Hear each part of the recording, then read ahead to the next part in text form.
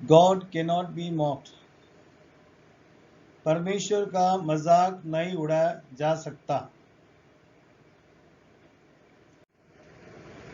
गलतियों 6 अध्याय में वचन 7, धोखा न खाओ, परमेश्वर को ठट्टों में नहीं उड़ा जाता, क्योंकि मनुष्य जो कुछ बोता है वही काटेगा। प्रेरित पौलुस ने ईसाई को लिखा है, धोखा न खाओ। कई ईसाई स्वयं को धोखा दे रहे हैं, ये सोचकर कि वो किसी भी तरह जी सकते हैं। वे सोचते हैं कि वे परमेश्वर के प्रति जवाबदेह नहीं हैं। वे परमेश्वर मजाक में लेते हैं। अपोस्तल पौलुस ने गलती मंडली को लिखा है, मसीह लोगों को लिखा है कि धोखा ना खाओ। कई बार लोग सोचते हैं कि मैंने बपतिस्मा लिया है, अब मैं कैसा भी जी सकता हूं, मुझे किसी को हिसाब देना नहीं है। मजाक पुराने नियम में भी पाए जाते हैं। उदाहरण फिरौन का, निर्गम 5:2। फिरौन ने कहा, यहोवा कौन है कि उसका मैं वचन मानकर इज़राइल को जाने दूं? यहोवा को नहीं जानता और मैं इज़राइल को नहीं जाने दूंगा। जब परमेश्वर ने मूसा और एरोन को भेजा था फिरौन के पास में, जब फिरौन तक बोलो कि मेरी प्रजा को छोड़ दो, तो फिरौन ने परमेश्वर बात को मजाक में लिया और कहने लगा, यहोवा कौन है कि उसका वचन मान कर इज़राइल को जाने दो? मैं यहोवा को नहीं जानता।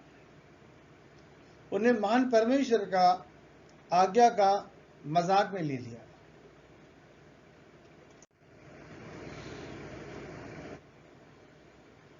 दुनिया में कई मूर्ख लोग हैं जो परमेश्वर का मजाक उड़ाते हैं। भजन संगीत में 14 अध्याय वचन 1 में लिखा है, मूर्ख ने मन में कहा है, कोई परमेश्वर है ही नहीं। वे बिगड़ गए हैं, उन्होंने घिनौना काम किया है, कोई सुकर्मी नहीं। तो संसार में हम देखते हैं सब बहुत सारे लोग जो हैं वो इस सोच के चलते हैं कि परमेश्वर है ही नहीं है।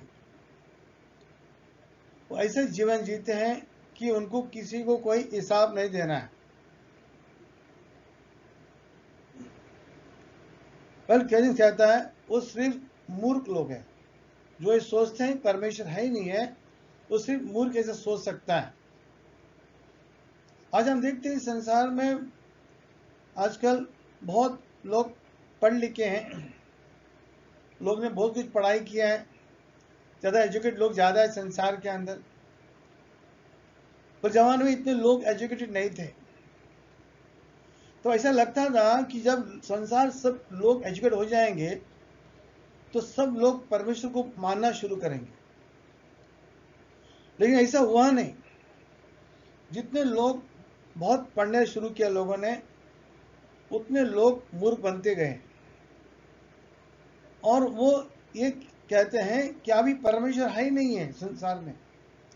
वो कौन कह सकता है? मूर्ख अलावा ये कोई नहीं कह सकता है, सिर्फ मूर्ख ही कह सकता है।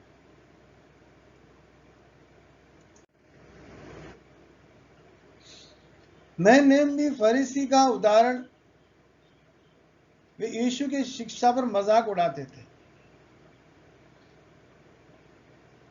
फरीसी जो गुरु लोग थे, वो यीशु मसीह के उपदेश का मजाक उड़ाते थे। लूक किताब 16 अध्याय में वचन 13 और 14 पढ़ेंगे। यीशु मसीह ने यहाँ पर शिक्षा दिया था, उपदेश दिया था, कोई दास दो स्वामी की सेवा नहीं कर सकता, कि वे तो एक से बैर दूसरे से प्रेम रखेगा, एक से मिला रहेगा दूसरे से तुझ जानेगा। तुम परमेश्वर और धन दोनों की सेवा नहीं कर सकते। यीशु मसीह ने अच्छा शिक्षा दिया था कि कोई व्यक्ति दो स्वामी की सेवा नहीं करता। हम पैसे से और परमेश्वर से दोनों की हम सेवा, दोनों से प्यार हम नहीं कर सकते।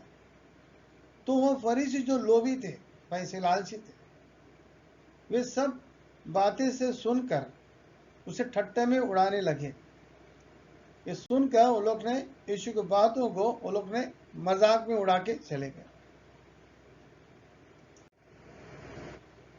नए नियम में फरीसी का उदाहरण, वे क्रूस पर यीशु का मजाक उड़ाते थे। यीशु मसीह को जब क्रूस पर मारा गया था तो वहां पर धर्म गुरु लोग जो थे, लूक किताब 23:35 में लोग खड़े खड़े देख रहे थे और सरदार भी ठट्टा करके कहते थे, इसने औरों को बचाया, यदि वो प्रभु का मसीह है, वो उसका चुना हुआ है, वो अपने आप को बचाए।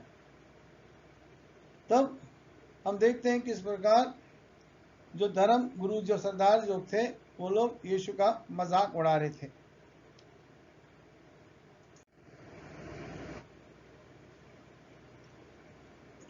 प्रारंभिक ईसाई का उदाहरण जो अधर्मी जीवन जीकर ईश्वर का मजाक उड़ाते थे। योदा 14 अध्याय वचन 17 और 18 पढ़ेंगे। पर ये प्रिय, तू उन बातों पर समझ रख जो हमारे प्रभु यीशु मसीह के प्रेरित पहले कर चुके हैं। वे तुमसे क्या कहा करते थे कि पिछले दिन में ऐसे ठट्टा करने वाले जो अपनी भक्ति अभिलाषा अनुसार चलेंगे। तो जुड़ यहाँ पर कहते हैं कि पिछले दिनों में ऐसे मजाक उड़ाने आएंगे जो अभक्ति अभिलाषा अनुसार चलेंगे। तो कई मसीही लोग प्रभु जानने के बाद में भी वो लोग अभक्ति और अभिलाषा में जीवन जिएंगे, यानी वो परमेश्वर का वो लोग मजाक उड़ाते हैं। ठट्टा, परमेश्वर की ठट्टा करने का क्या अर्थ है? अनादर के साथ व्यवहार करें, यानी परमेश्वर का साथ हम से व्यवहार नहीं करते, सम्मान से व्यवहार नहीं करते हैं। इसका मतलब है कि आप ऐसे जीवन जीते हैं जैसे कोई परमेश्वर है ही नहीं। चाहे मसीही लोग हो, चाहे और लोग हो, संसार के लोग हो, और जब ऐसा जीवन जीते हम जैसे कोई परमेश्वर है ही नहीं, या आप इस तरह से जीते हैं कि आपको परमेश्वर को हिसाब देने की जरूरत ही नहीं है। इसका मतलब है कि आप विश्वास नहीं करते हैं, बोने और काटने का नियम आप पर लागू होता है। गलती किताब 6 वचन 7, धोखा ना खाओ, परमेश्वर को ठट्टों में नहीं उड़ाया जाता, क्योंकि मनुष्य जो कुछ बोता है वही वो काटेगा। तो ये पौल अपोस्तल मंडली को लिखता है कि हम धोखा नहीं खाना चाहिए और परमेश्वर को ऐसा मजाक में उड़ाना नहीं चाहिए। कितने लोग उड़ाते थे उस जमाने में भी, आज भी लोग कितने ऐसे उड़ाते हैं, परमेश्वर को मजाक में उड़ा लेते हैं, उसके वचन को, नियम को मजाक में ले लेते हैं लोग। कुछ नहीं होता है, क्योंकि मनुष्य जो बोता है वही वो काटेगा। जैसा हम करते हैं वैसे हमको करना पड़ेगा।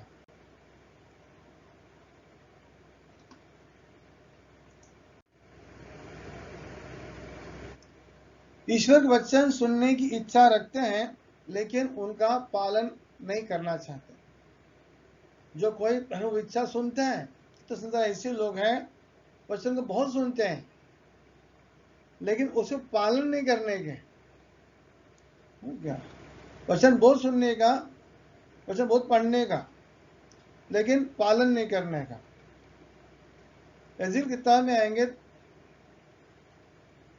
33 में आएंगे, वचन 30 से 33 पढ़ेंगे। हे मनुष्य के संतान, तेरे लोग भीतों के पास और घरों के द्वार में तेरे विषय में बातें करते हैं और एक दूसरे से कहते हैं, आओ सुनो, यहोवा की ओर से कौन सा वचन निकलता है।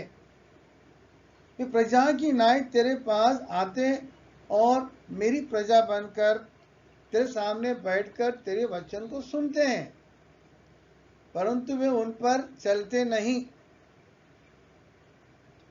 मुंह से तो वे बहुत प्रेम दिखाते हैं, पर उनका मन लालच ही लगा रहता है, और तू उसकी दृष्टि में प्रेम मधुर गीत गाने वाले, अच्छे बजाने वाले के साथ ठहरा है, क्योंकि वे तेरे वचन सुनते तो हैं, परंतु उन पर चलते नहीं। जब ये बात घटेगी और वो निश्चय घटेगी, तब ये जान लेंगे हमारे बीच में भविष्यवक्ता आया था। परमेश्वर एजिकल नबी को कहता है, तेरे लोग, तेरे भीतर लोग क्या कहते हैं, दूसरे से कहते हैं, आओ हम देखेंगे यहोवा से कौन सा वचन आया है। फिर कहता है, वो प्रजा ने तेरे पास आते हैं और मेरी प्रजा जैसे हम तेरे सामने बैठकर तेरे वचन को सुनते हैं, परंतु वे चलते नहीं उस पर। जो वचन को हम पढ़ते हैं और हम चलते नहीं है, मतलब हमने जो कुछ सुना है उसको हम ठट्टा में उड़ा दिया है और उसको हल्के में ले लिया है। वैसे लोग करते थे। परमेश्वर कहता है यहाँ पर, ओके, और तू उनकी दृष्टि में क्या है, प्रेम मधुर गीत गाने वाला है, अच्छे बजाने वाला से ठहरा है। मतलब संदेश वचन जो है, लोग उसको ऐसे लेते हैं जैसा मनोरंजन का जैसा। जब कोई मनोरंजन होता है ना, कवि सभा, ऐसा कुछ कविता का सभा, ऐसा लोग उसको लेते हैं, मतलब मनोरंजन के हिसाब से लेते थे। मतलब उनके दृष्टि में तुम क्या है, प्रेम मधुर गीत गाने वाला, अच्छे बजाने वाला ठहरा है, क्यों तेरे वचन सुनते हैं पर उन पर चलते नहीं। तो जब ये बात घटेंगी, यानी प्रभु ने जो बात बोला उनको न्याय के बारे में, तो वे जान लेंगे उस समय कि हमारे बीच में एक भविष्यवक्ता आया था। तो जब कभी को वचन को सुनता है और पढ़ता है, लेकिन उसको सुनने के बाद ऐसा उड़ा देता है उसको। कितने लोग वचन सुनता है, एक कान से दूसरे कान से छोड़ देते हैं उसको।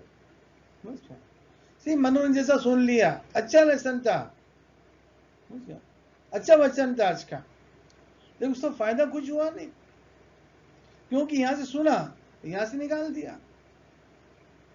मतलब हमने परमेश्वर का जो वचन सुना है उसको ठट्टा में उड़ा दिया उसको।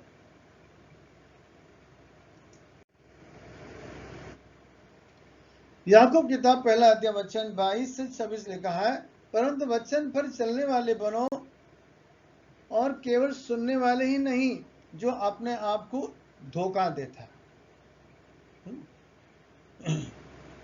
क्योंकि जो वचन को सुनने वाला हो और उस पर चलने वाला न हो, तो वो उस मनुष्य के समान है जो अपने स्वाभाविक मुंह दर्पण में देखता है, इसलिए वो अपने आप को देखकर चला जाता है और तुरंत भूल जाता है कि मैं कैसा है।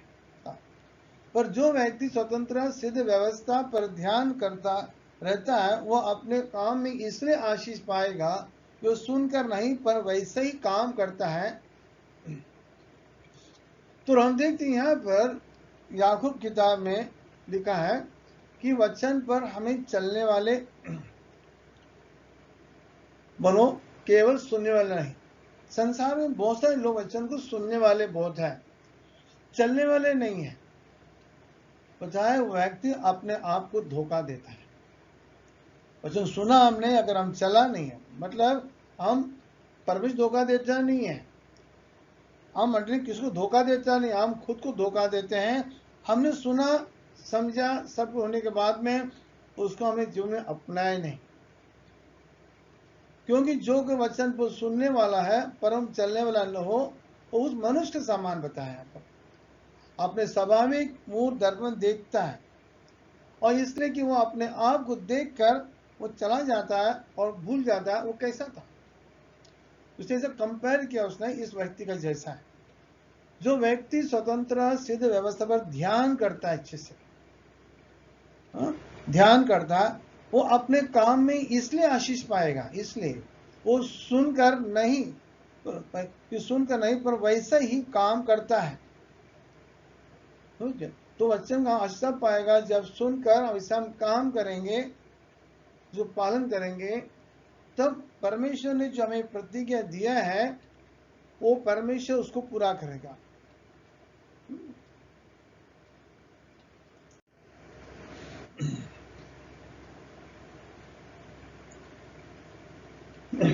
उसे हम देखते हैं जब हम मनुष्य की विधियों उपदेश द्वारा परमेश्वर की आराधना करते हैं। मत्ती किताब में 15 पढ़ेंगे, 8 और 9 पढ़ेंगे। जो लोग ओटों से मेरे आदर करते हैं पर उनका मन मुझसे दूर रहता है, वो व्यर्थ मेरी उपासना करते हैं, व्यर्थ, क्योंकि मनुष्य की विधियों धर्म उपदेश करके सिखाते हैं। यीशु बोल रहा है कि लोग अपने वोटों से मेरी उपासना करते हैं। जब हम प्रभु को वोटों से करते हैं, मन से नहीं करते हैं, और हम परमेश्वर बताया उसका आराधना नहीं करते हैं, मनुष्य ने जो विधियों बनाया है उसके मुताबिक लोग परमेश्वर की आराधना करते हैं। यानी हम परमेश्वर का उन लोग मजाक उड़ा देते हैं। परमेश्वर ने बताया कि उसकी आराधना कैसा किया जाता है। जब हम वो परमेश्वर की बात को हम छोड़कर हम मनुष्य ने बनाए उस परंपरा को फॉलो करते हैं, हम मनुष्य की विधियों और धर्म उपदेश अनुसार हम परमेश्वर की आराधना करते हैं, लोगों को सिखाते हैं, तब हम परमेश्वर का क्या है उसको हम ठट्टों में उड़ा देते हैं।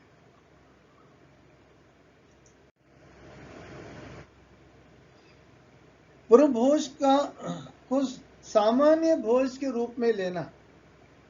पहला करंती में 11 अध्याय वचन 20 और 22। तो तुम जो एक जगह इकट्ठा होते हो तो यह प्रभु भोज खाने के लिए नहीं, क्योंकि खाने के समय एक दूसरे से पहले अपना भोजन खा लेता है। सो कोई तो भूखा रह जाता है और कोई मतवाला हो जाता है। क्या खाने पीने के लिए आपके लिए तुम्हारे पास घर नहीं है? या प्रभु कलीसिया को तुझ जानते हो, या जिनके पास नहीं उनको लज्जित करते हो? मैं तुमसे क्या कहूँ? क्या मैं ये बात में प्रशंसा करूं? मैं प्रशंसा नहीं करता। तो हम देखते हैं यहाँ पर पौलुस लिखते हैं, मंडली को लिखते हैं कोरिन्थियस में। वहां उस जमाने हम देखते हैं लोग प्रमुख भोज को सामान्य भोज करके लेते थे।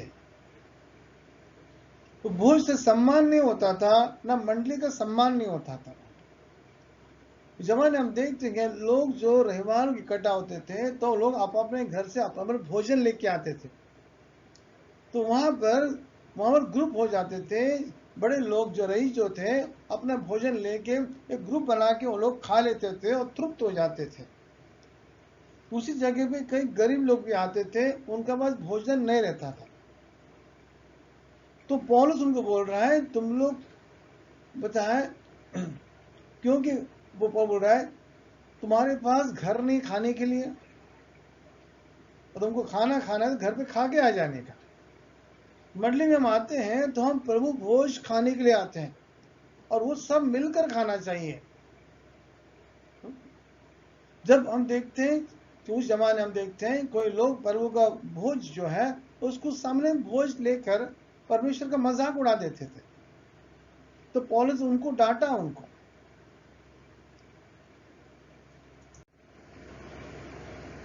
पर करंती में 11 वचन 27-30 पढ़ेंगे। इसलिए जो कोई अनुचित रीति से प्रभु को रोटी खाए तो कटोरे में से पिए, वो प्रभु की द और लोक अपराधी ठहरेगा। इसलिए मनुष्य अपने आप को जांच ले और इस रीति रोटी में से खाए, उसे पिए, इस कटोरे में से पिए। जो कोई खाते में से प्रभु को द को नहीं पहचाने, उस खाने और पीने अपने डर लाता है। इस कारण तुम में बहुत से निर्बल और रोगी हैं, बहुत सो भी गए हैं। यदि अपने आप को में जांच आप में जांचते हैं तो दंड नहीं पाते।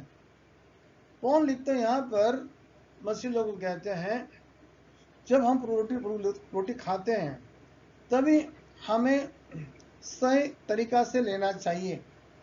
हम जानना चाहिए कि हम रोटी क्यों लेते हैं। हम यहाँ पर यीशु मसीह के शरीर की याद करते हैं, उसकी लहू की याद करते हैं, उसकी मृत्यु की याद करते हैं। तो उस तरीके से हमें लेना चाहिए। हमें क्या लिखा है यहाँ पर, मनुष्य ने अपने आप को जांचना चाहिए और रीति से रोटी में खाए और कटोरे में से पिए। हमारा ध्यान रखना चाहिए हम यहाँ पर किस तरह इसको लेते हैं। हम मजाक में, हंसी मजाक में, ध्यान वहाँ इधर उधर, तो हम क्रम से ढंग से लेते नहीं उसको, क्योंकि जो खाते उसे प्रभु का देह को नहीं पहचानता, उस खाने पर डर लेके आता है। इस कारण तुम्हें बहुत से निर्बल और रोगी हैं, बहुत सो भी गए हैं, यदि अपने आप को जांच से डर नहीं पाते। तो परमेश्वर का कई बार लोग रोटी लेते हैं तो उसको मजाक में लेते हैं। तो उस तरह हम देखते हैं कि यीशु का मृत्यु का, उसका शरीर का, उसका लहू का याद कर हम लेते नहीं है उसको, तो हम उसका मजाक उड़ा लेते हैं।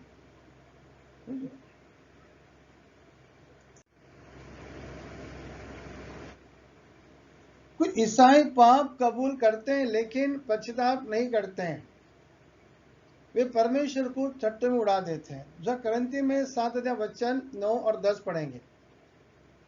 अब मैं आनंदित हूं, पर इसलिए नहीं कि तुमको शोक पहुंचा, वरना इसलिए कि तुमने उस शोक के कारण मन फिराया। क्यों तुम्हारा शोक परमेश्वर की इच्छा के अनुसार था। हमारे ओर से तुम्हें किसी बातें की हानि न पहुंची। क्यों परमेश्वर भक्ति का शोक ऐसा पश्चाताप उत्पन्न करता है जिसका परिणाम उद्धार है। फिर उससे पछताना नहीं पड़ता, पर संसारी शोक मृत्यु उत्पन्न करता है। यहां पर पौल लिखता है कि जब हम पश्चाताप करते हैं, हमारे अंदर भक्ति शोक उत्पन्न होना चाहिए। वो हमें सही तरह ले जाता है, पश्चाताप उत्पन्न करता है। जब हमारे मन के अंदर दुख होता है, पाप के अंदर दुख होता है, भक्ति दुख उत्पन्न होता है, शोक उत्पन्न होता है, वही हमें पछताना तरफ ले जाता है हमको। कई बार हम देखते हैं लोग पाप करते हैं और पाप को मान लेते हैं लेकिन पश्चाताप नहीं करते हैं। भूख लग रहा है कि पाप को मान लेना। सोचो कि मैंने कुछ पाप किया, मैं आके बोल दिया मंडली में मैंने ये पाप किया था। भूख लग रहा है, वो पश्चाताप किया, वो पश्चाताप नहीं है, उसको बोलते हैं रिपोर्टिंग। रिपोर्ट किया मैंने पाप किया, रिपेंटेंस नहीं है, उसको कहते हैं रिपोर्टिंग।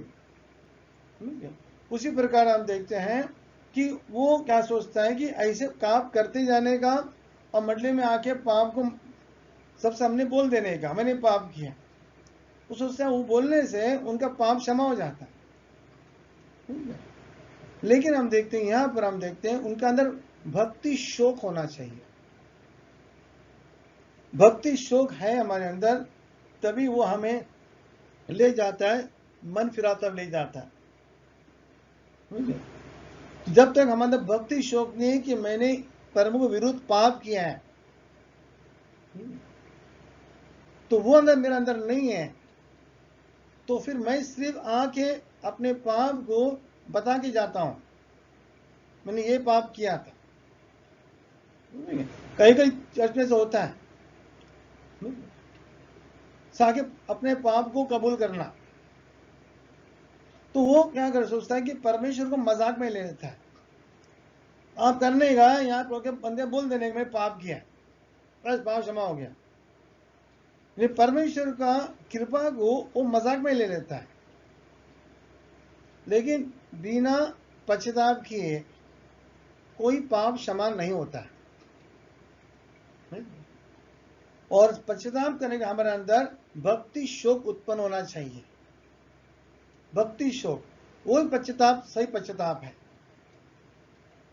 अगर मैंने कुछ चोरी किया है और मैं पकड़ा गया, मुझे बहुत पिटाया हो गया, और मैं बोलूंगा कि मैंने चोरी किया था, अभी पछता रहा हूं मैं, तो पश्चाताप नहीं कहता है। जब मैं ये एहसास करता हूं कि मैं परमेश्वर विरुद्ध पाप किया है, उस कहते हैं भक्ति शोक, मुझे दुख हुआ, मैं पछता रहा हूं कि मेरे परमेश्वर विरुद्ध में पाप किया है, तो वो सही भक्ति शोक कहते हैं उसको, और वो हमें ले जाएगा पश्चाताप करने के लिए, और उसके परिणाम होगा उद्धार होता है, यानी क्षमा प्राप्त होता है तुमको। वो सही तरीका पश्चाताप है। तो उसी कई बार हम लोग सोचते हैं कि हम पाप करते जाएंगे और परमेश्वर बताते जाएंगे मैंने पाप किया करके, मेरा पाप क्षमा हो जाता है, यानी वो परमेश्वर को ठट्ठन उड़ा देते हैं।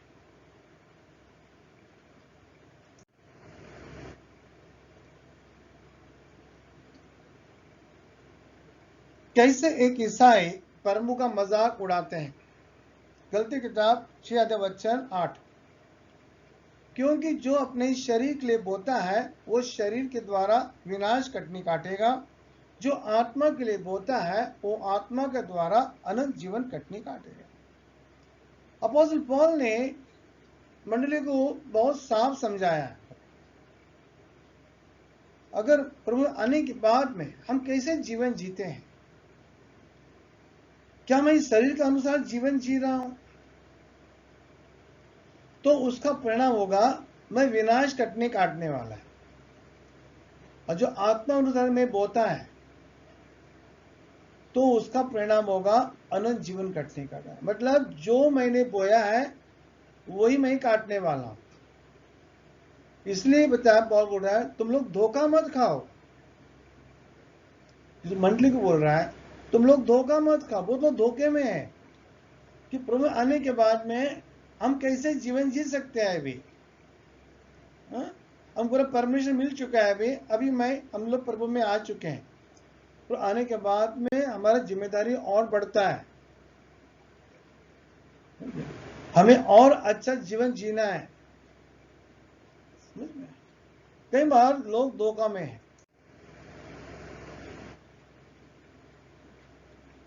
तो ईसाई अपनी शरीर की इच्छा को पूरा करने के लिए जीते हैं। रोमन चैप्टर में पढ़ेंगे 8:13, क्योंकि यदि तुम शरीर के अनुसार दिन काटेंगे तो मरोगे, आत्मा से देह क्रिया को मारोगे तो जीवित रहेंगे।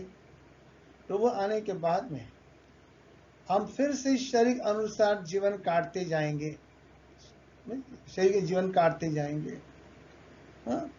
तो क्या हो जाएगा, हम फिर से आध्यात्मिक मरेंगे। यदि आत्मा से देह क्रिया को हम मारते जाएंगे तो हम जीवित रहेंगे। तो आने के बाद में हम अनुसार दिन काटना नहीं चाहिए। गलती किताब 5 अध्याय में वचन 16 से 21 पढ़ेंगे। पर मैं कहता हूं आत्मा के अनुसार चलो। पौल कहता है मसीह लोगों को, क्या कहता है वो, आत्मा के अनुसार चलो तो तुम शरीर की लालसा किसी रीति से पूरा न करोगे, क्योंकि शरीर आत्मा का विरोध में है, आत्मा शरीर के विरोध में लालसा करती है, एक दूसरे की विरोध में है, इसलिए कि जो तुम करना चाहते हो वह न करने पाओ। यदि तुम आत्मा से चलाए चलते हो तो व्यवस्था के अधीन न रहे। शरीर के काम तो प्रकट है, अतः व्यभिचार, गंदे काम, लूचपन, मूर्ति पूजा, टोना, बैर, झगड़ा, ईर्ष, क्रोध, विरोध, फूट, विधर्म, दाह, मतवालापन, लीला कीड़ा और इनके जैसे और भी काम है। इनसे विषय में मैं तुमसे पहले ही कह देता हूं, जब पहला कह भी चुका हूं कि ऐसे ऐसे काम करने वाले प्रभु का राज में वारिस नहीं होंगे।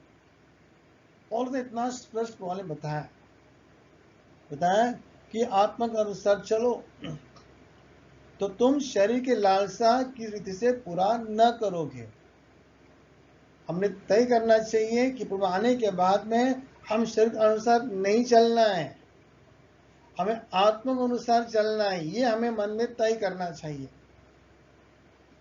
ओके, क्योंकि हम आध्यात्मिक लोग हैं, आध्यात्मिक जीवन जीने के लिए बुलाया हमको, शारीरिक के अनुसार जीने के लिए बुलाया नहीं। ये हमें जानना चाहिए। बताएं क्योंकि शरीर आत्मा के विरोध में, आत्मा शरीर के विरोध में लालसा करते रहता है, एक दूसरे के विरोध में है। इसलिए हम जो कुछ हम करना चाहते हैं वह न करने पाओ। और शरीर के जो काम का प्रकट है, शरीर अगर मनुष्य जीता है तो कैसे जीता है? व्यभिचार इस शरीर के काम है, गंदे काम में, लूचपन में, मूर्ति पूजा, टोना, बैर, झगड़ा, ईर्ष, क्रोध, विरोध, फूट, विधर्म, डाह, मतवालापन, लीला कीड़ा, इनके जैसे और भी काम हैं। इनके विषय में मैं पहले तुम्हें कह देता हूं, जैसे पहले कह चुका हूं, ऐसे ऐसे काम करने वाले प्रभु का राज के वारिस न होंगे। तो ये सब जो आप बताए शारीरिक काम है, और जो मनुष्य शारीरिक जीवन व्यतीत कर रहा है, तो इस प्रकार का इसने कुछ वर्णन किया यहाँ पर। ऐसे और भी है, और बोल रहा है यहाँ पर इनके जैसे और काम है। ओके, इनके विषय में पहले तुम्हें कह चुका हूं, ओके, कह देता हूं, और पहले कह चुका हूं भी है कि ऐसे काम करने वाले प्रभु के राज में वारिस नहीं रह जाएंगे। तो ये सब जो बुराई जो है इस शारीरिक काम में लेकर हम जीवन व्यतीत करेंगे तो उसका परिणाम क्या होगा? विनाश। ये सारे काम जीवन में हमें निकालना है। ये लेके हम, ये सब कचरा लेके हम स्वर्ग जा नहीं सकते हैं। ये सब गंदगी लेकर, मन में यह गंदगी भरकर हम प्रभु सामने नहीं आ सकते हैं। ये गंदगी को निकाल देना चाहिए जीवन से। ये शारीरिक गंदगी है। तो अगर ये लेकर हम चलेंगे तो हम नाश हो जाएंगे। इसको हमारे जीवन से निकालना कंपल्सरी है, ये अलाउड नहीं है परमेश्वर सामने। ये सब चीज, कितने लोग धोखा खाते हैं, या मैं ये नहीं करता हूं, मैं वो नहीं करता हूं। ये सब पाप एक समान ही है, इसमें कुछ बड़ा छोटा नहीं है। ये सब पाप एक ही जैसा ही पाप है, और इसमें हमें ये कोई चीज अलाउड नहीं है राज्य के अंदर। पॉल बोल रहा है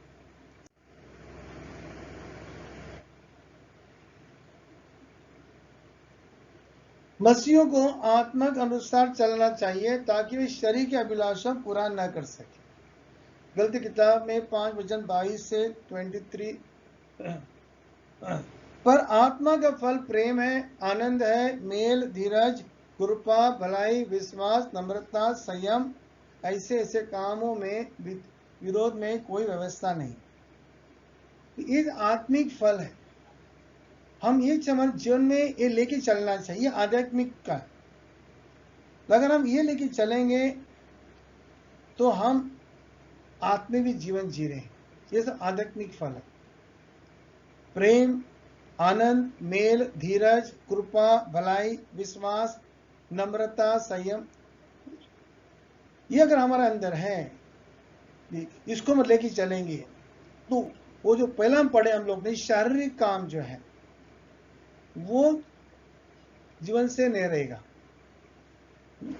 अगर आपका मन प्रेम है तो हम जो पढ़े हम लोग ने, जलन, नफरत, क्रोध, ये सब नहीं रहेगा। आप प्रेम लेके चल रहे हैं, आप प्रभु में आनंदित चल रहे हैं, सब शांति रही चल रहे हैं, सबसे धीरज, धीरज के चल रहे हैं। ये सारे जो आध्यात्मिक फल है ये लेके हमें चलना इस संसार के अंदर। नम्रता, अहंकार मत करो, संयम रखो, विश्वास, भलाई। यानी हम आत्मिक से अब चल रहे तो हम इस प्रकार चलेंगे।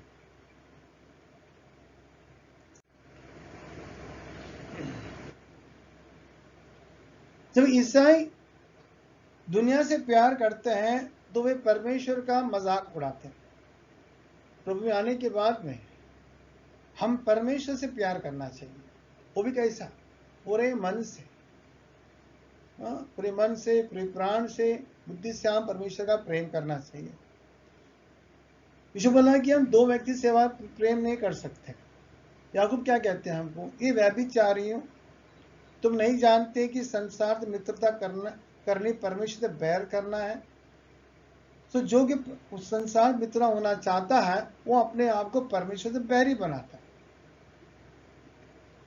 तो जेम लिखते हैं मसीह लोगों को, वो उनको इस प्रकार कह रहा है कि व्यभिचारिणियों मतलब अविश्वासी लोग, जब हमने परमेश्वर से अपने नाता जोड़ा है तो उसके बाद हम संसार से भी नाता जोड़ के हैं।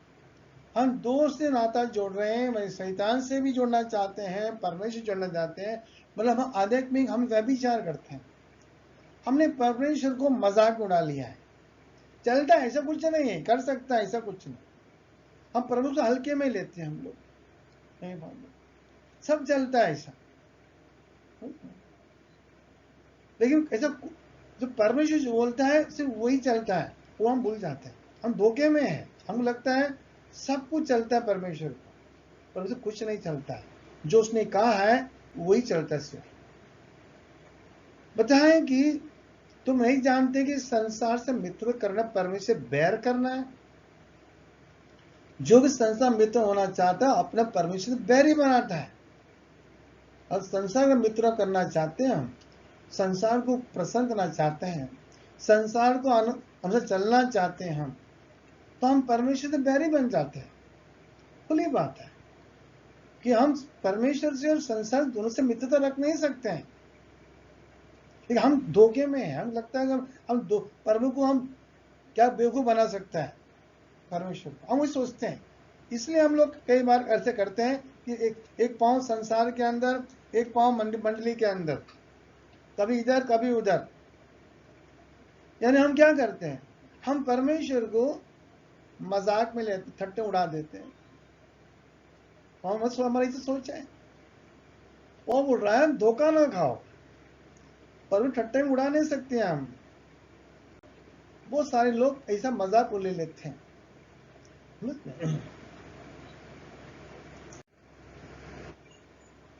बोलो यूहन्ना 2:15-17 पढ़ेंगे। तुम न तो संसार से न संसार की वस्तु से प्रेम रखो। यदि कोई संसार से प्रेम रखता है उसमें पिता का प्रेम नहीं है। जॉन लिखता है यहाँ पर मसीह लोगों को, वो कहते हैं कि तुम तो संसार से और संसार वस्तु से प्रेम मत रखो, कहता है। यदि कोई संसार से प्रेम रखता है तो उसमें पिता का प्रेम नहीं है, उसके अंदर पिता का प्रेम नहीं है। कि जो कुछ संसार में है, अदर शरीर की अभिलाषा है, आंखों की अभिलाषा है और जीविका घमंड, वो पिता की ओर से नहीं है, इस संसार की ओर से। संसार, उसकी अभिलाषाएं दोनों मिटते जाते हैं, पर जो प्रभु इच्छा पे चलता है वो सर्वदा बना रहता है। अपोस्टल जॉन ने मसीह लोगों को डायरेक्ट कहा है कि तुम संसार से प्रेम मत रखो। और संसार अगर प्रेम रखते हैं तो हमारे अंदर प्रभु के लिए प्रेम नहीं रहेगा। तो हम देखते हैं संसार में आज बहुत लोग संसार से बहुत प्रेम करते हैं। संसार यानी क्या? दुष्ट युग जो है, संसार जो है, लोग उससे बहुत प्यार करते हैं। परमेश्वर में है, उसे संडे में, पूरे हफ्ते में संसार के साथ में। एक बार हम परमेश्वर आएंगे संडे को, मुश्किल से आएंगे, और पूरे हफ्ते भर हम संसार साथ में इस बाजी करते रहेंगे। तो वो संसार क्या है, जीवन कैसा है, जो कि संसार में है कैसा, शरीर की अभिलाषा पूरा करने में, आंखों की अभिलाषा पूरा करने में, और जीवन का घमंड बताने के लिए कि मैं, से संसार बताता है कि मैं कौन है, वो हम ऐसे बताते रहते हैं, मैं कौन है, मैं ये हूँ वही हूँ।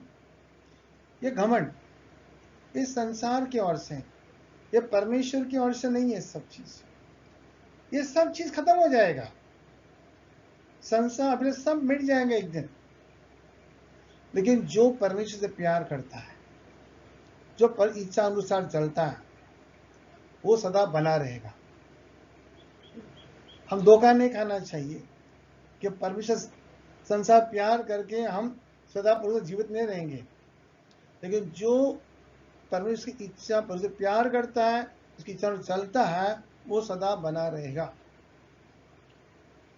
तो बहुत सारे लोग ये सोच में हैं कि वो संसार में भी जब तक जिंदा है, हम संसार साथ में मौज मस्ती भी करेंगे, इधर भी मलाई खाएंगे और स्वर्ग में जाके मलाई खाएंगे। पर वो क्या मालूम है, प्रभु क्या दिखता है, सब हमको दिखता है यहाँ पर।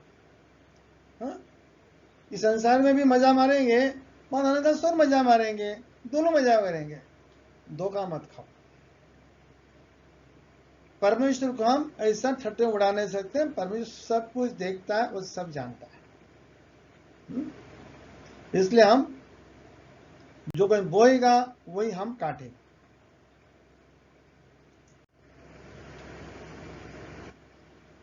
परमेश्वर मजाक करने का क्या परिणाम होता है?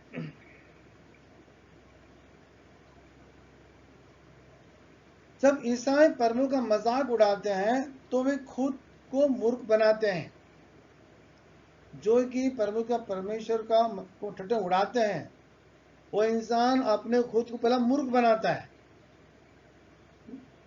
तो चैप्टर पहला अध्याय वचन 21 और 23 पढ़ेंगे। इस कारण कि परमेश्वर को जानने पर भी उन्हें परमेश्वर को योग बढ़ाई धन्यवाद न किया। वो प्रभु को जानते थे, जानने बाद में वो लोग परमेश्वर को योग बढ़ाए धन्यवाद नहीं किया लोग ने। तो क्या हुआ, व्यर्थ विचार करने लगे, यहां तक कि उनकी निर्बुद्धि मन अंधेर हो गया। वो अंधकार फिर चले गए, वो अपने आप को बुद्धिमान जताकर मूर्ख बन गए। खुद को बहुत होशियार समझते थे, हम लोग यहाँ भी करेंगे वहां भी करेंगे, हम लोग होशियार हैं। हाँ, हम बहुत समझदार लोग हैं, हम दोनों जगह पाँव रख के चलेंगे। तो क्या हो गया, वो लोग मूर्ख बन गए। सोचते वो लोग बहुत ज्ञान समझदार है। अविनाशी प्रभु का महिमा को नाश्वर मनुष्य, पक्षी, चौपाए, रेंगने वाले जंतु समान बदल डाला। वो अपने आप को लोग बुद्धिमान समझते थे, बाद में मूर्ख बन जाते हैं। उसी प्रकार जब हम परमेश्वर का मजाक उड़ाते हैं तो हम खुद पहला मूर्ख बन जाते हैं। गलती किताब में लिखा है 6-7 में लिखा है, धोखा ना खाओ, परमेश्वर को टट्टों में नहीं उड़ा जाता है, क्योंकि मनुष्य कुछ बोता है वही वो काटेगा। ये नियम सरल नियम है। पौल लिखता है मसीह लोगों को, तुम लोग धोखा मत खाओ, परमेश्वर को बातों को ऐसे मजाक के मत उड़ाओ। तुम लोग जो बोएंगे कल तुमको वही काटना पड़ेगा। तो सोच समझ के बोना तुम क्या बोते हैं, क्योंकि कल आपको तुम्हें उसे काटना है, और कोई काटने का नहीं। मैंने कुछ बोया है तो कल मुझे बैठ के वही काटने का है। हमको क्या काटने कल, वो सोच के आज वही बोना। जो आज हम वो बोएंगे कल और कुछ काटने वाला नहीं है,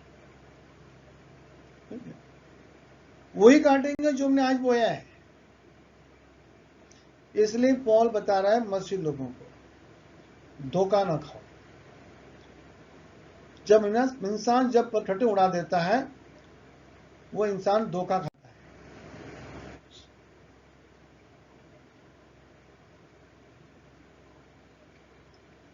जब पतरस में आएंगे 3 अध्याय वचन 3 से 8 पढ़ेंगे। और ये ये पहले जान लो कि अंतिम दिनों में हंसी ठट्टा करने वाले आएंगे, अपने ही अभिलाषा अनुसार चलेंगे, कहेंगे कि उनके आने की प्रतिज्ञा कहाँ गई, क्योंकि जब से बाप दादा सो गए सब कुछ वैसा ही है जैसा सृष्टि के आरंभ से था। वे तो जानबूझकर ये भूल गए कि प्रभु के वचन के द्वारा आकाश प्राचीन काल से वर्तमान है और पृथ्वी जल में से बनी जल से स्थिर है। इन्हीं के द्वारा उस युग का जगत जल में डूबकर नाश हो गया, पर वर्तमान काल की आकाश पृथ्वी उसी वचन के द्वारा इसलिए रखी गई जलाई जाए, वो भक्ति यानी मनुष्य के न्याय के नाश होने के दिन तक ऐसी रखी रहेंगी। पत्रस लिखते यहाँ पर मसीह लोगों को, ये पहले जान लो कि अंतिम दिनों में हंसी ठट्टा करने वाले आएंगे, मजाक उड़ाने वाले आएंगे। ये मसीह लोग ही रहेंगे ज्यादा करके, जो अपने ही अभिलाष अनुसार चलेंगे। वो कहेंगे कि उनकी प्रतिज्ञा कहाँ गई, क्योंकि जब से बाप दादा सो गए सब लोग, सब कुछ वैसा ही है जैसा सृष्टि के आरंभ से था। यानी वो लोग परमेश्वर के आने के बारे में उसको मजाक में ले रहे हैं।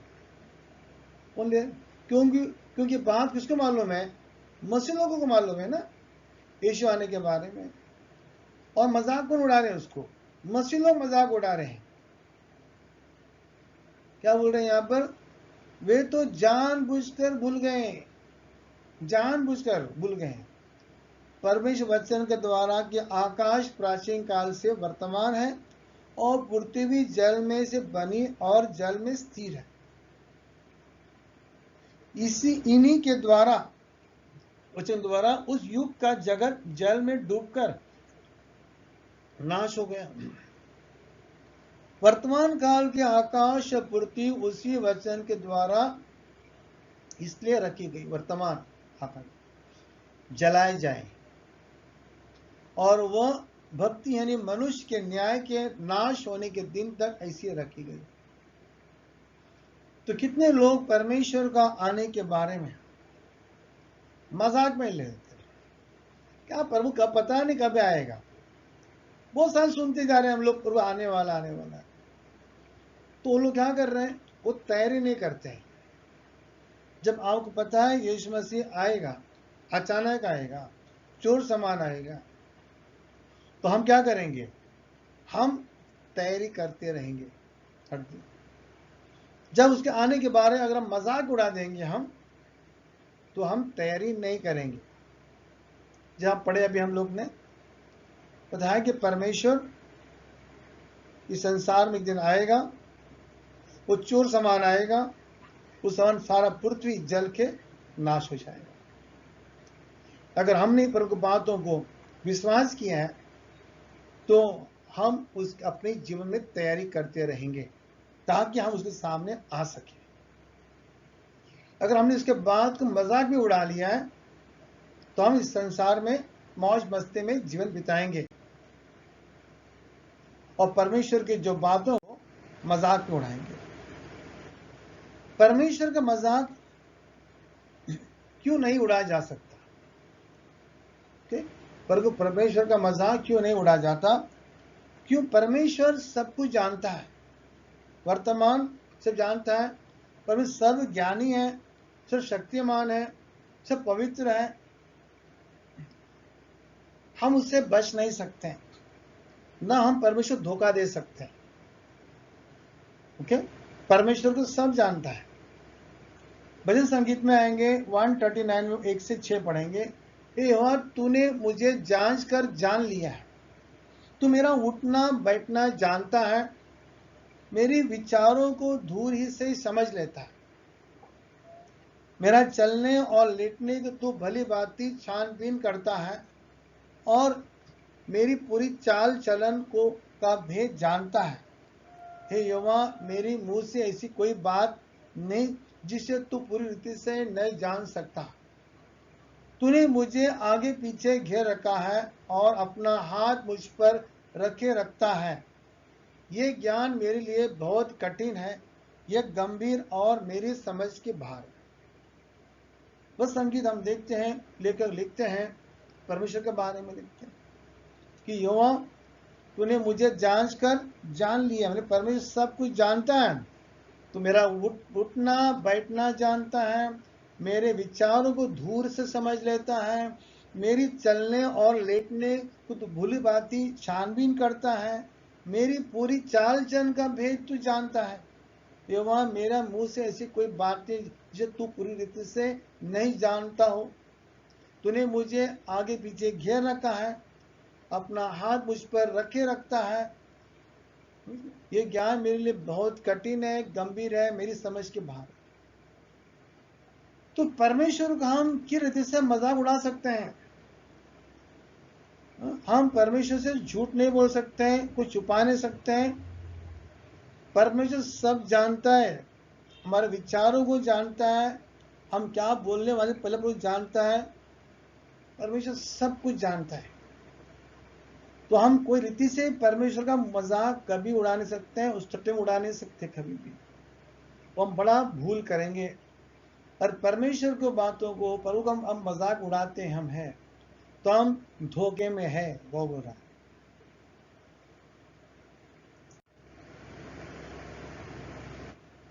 इब्रानी 4:13 पढ़ेंगे। और सृष्टि की कोई वस्तु उससे छिपी नहीं रहे, वरन जिससे हमें काम है उसकी आंखों के सामने सब खुली और बेपर्दा है। जैसे कोई चीज ऐसा नहीं है कि परमेश्वर छुपा है। परमेश्वर से कोई चीज छुपा नहीं है। तो हर चीज उसके आंखों सामने खुली और बेपर्दा है।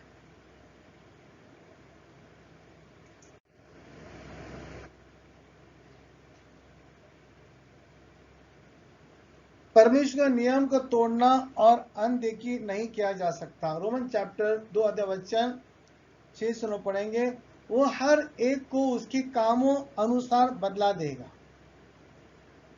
जो सुकर्म में स्थिर रहकर महिमा आदर अमरता की खोज में है, उन्हें वो अनंत जीवन देगा। पर जो विवादी है, सत्य को नहीं मानते, वर्णन अदम से को मानते हैं, उन पर क्रोध को पड़ेगा। क्लेश और संकट हर मनुष्य के प्राण पर जो बुरा करता आया है, पहले यहूदी पर यूनानी। हम देखते हैं यहाँ पर, लेखक लिखते हैं यहाँ पर कि हर मनुष्य उसके काम के अनुसार उसका बदला मिलेगा। उसको जिसे हमने किया है काम, वो उसका परिणाम हमको मिलेगा। पौलुस क्या बोला? जो कुछ बोया है वो तुम काटेंगे। जो सुकर्म से स्थिर रहकर महिमा आदर अमरता खोज में है, उसको क्या मिलेगा? अनंत काल का जीवन देगा। और जो विवादी और सत्य को नहीं मानता, अधर्म को मानते हैं, उन पर क्रोध का को पड़ेगा। चाहे कोई भी हो, चाहे यहूदी हो, यूनानी हो, कोई हो, पर इसका पक्षपात परमेश्वर नहीं करता है। परमेश्वर एक न्याय परमेश्वर है। चाहे आप प्रभु मंडली में हो या मंडली के बाहर हो, कोई भी संसार में अगर जो पाप में रह रहा है, उसका परिणाम विनाश है। तो परिणाम विनाश होगा।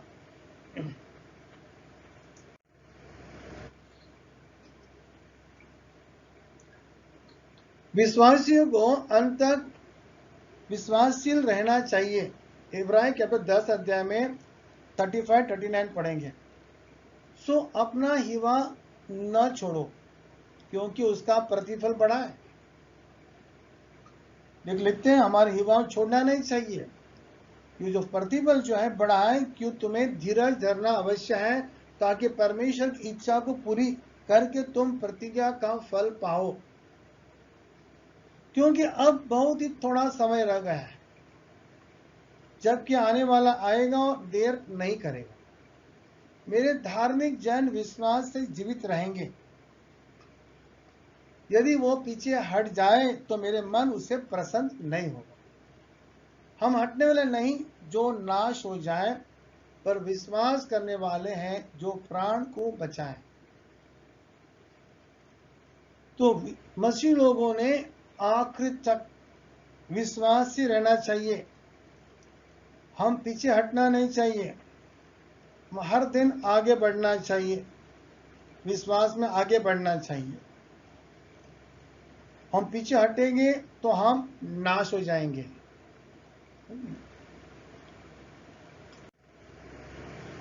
पौलुस ने गलती चर्च को लिखा है कि उन्हें ये याद रखना चाहिए कि वो परमेश्वर का मजाक नहीं उड़ा सकते।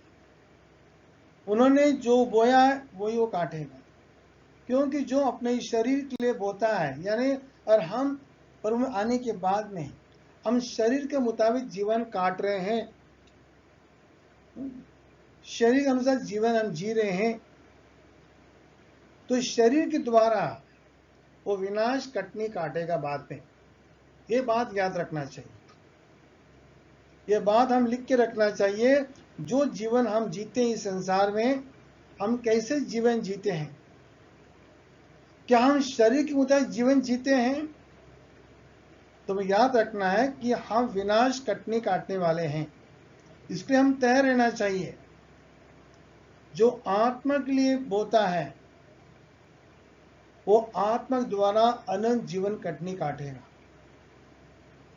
अगर हम आत्मा जीवन जी रहे हैं इस संसार में, बोते हैं इसके अंदर, तो उसके द्वारा आप अनंत काल का जीवन कटनी काटेंगे। अगर अभी वो हमारे हाथ में है,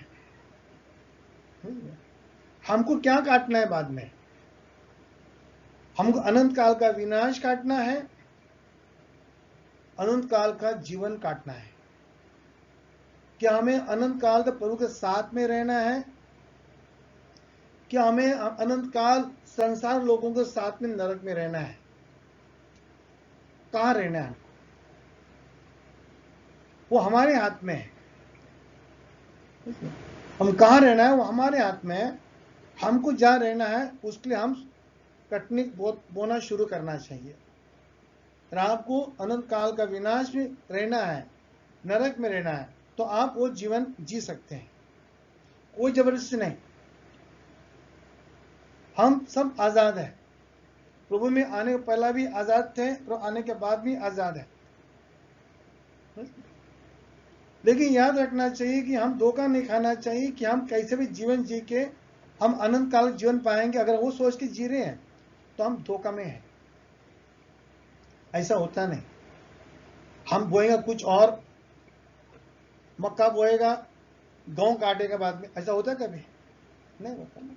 हमने अगर मक्का काटना है तो मक्का बोना चाहिए, गेहूं काटना है तो गेहूं बोना चाहिए, चावल काटना है तो चावल बोना चाहिए, है ना। तो जो हम कल काटना चाहते हैं वो आज हम बोते हैं। कल हमको चावल काटना है तो आज चावल बोना चाहिए। हम बोएंगे कुछ और, काटेंगे कुछ और, ये तो गलत है। ऐसा कभी होता नहीं, ऐसा कभी होता नहीं कभी। उसी प्रकार जो है आधुनिक जीवन में वही बात है।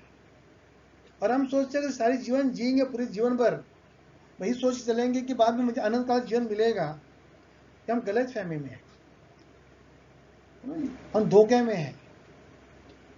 इसलिए हम परमेश्वर की ने जो बात बताया बाइबल के अंदर, उसको सीरियस लेना चाहिए, उसको मजाक मत लो। तो मजाक में लेगा, बाद में उसको हमको ही भोगना पड़ेगा। समझ, बाद में हमको उसको सुधारने को हमें मौका मिलेगा नहीं। क्यों? परमेश्वर को कौन मजाक में लेने सकते हैं? परमेश्वर का मजाक नहीं उड़ाया जाता। इसलिए कोशिश भी मत करना, प्रभु का मजाक उड़ाने का कोशिश भी मत करना। कोई उड़ा नहीं सकता है। प्रभु की बातों को मजाक की कभी मत लो। परमेश्वर का हर बात को सीधे गंभीरता से लो। प्रभु जो बोला है वैसे हमें करना है, उसमें हमारा भला है। हम कैसे भी चलेंगे और कहेंगे सब चलता है, कुछ चलता नहीं है। बाद में उसका हमें परिणाम बाद में मिलेगा हमको। इसलिए हमें सावधान रहना चाहिए कि हम सही कुछ बोना चाहिए। और हम शरीर के लिए बोएगा तो परिणाम विनाश है, याद रखो। आत्मा के लिए बोएगा परिणाम उनका जीवन है। हमें एक ही बार संसार जीवन मिला है, पूरी तैयारी करो ताकि अनंत का जीवन हम मिलना चाहिए। आमीन।